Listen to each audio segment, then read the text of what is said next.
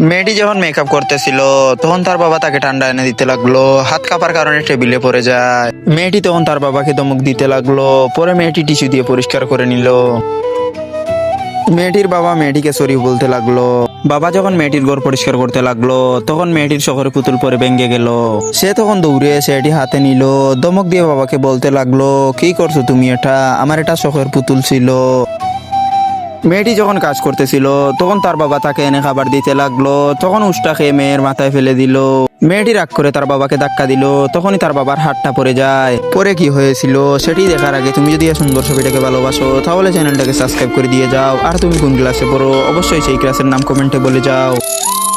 30 বছর আগে মেয়েটি যখন রাস্তায় হাঁটছিল তখন তার বাবা তাকে দেখে অ্যাক্সিডেন্ট থেকে বাঁচিয়ে তার বাবার এক হাত দিয়ে দিল। মেয়েটি তার ভুল বুঝে তাকে সরি বলে দিল আর বাবাকে আদর করতে লাগলো। তো বন্ধুরা, এরকম ভিডিও দেখতে চাইলে ফটাফট চ্যানেলটাকে সাবস্ক্রাইব করে দিয়ে যাও। আর ভিডিওটি কেমন হয়েছে অবশ্যই কমেন্টে বলে যাও। ধন্যবাদ।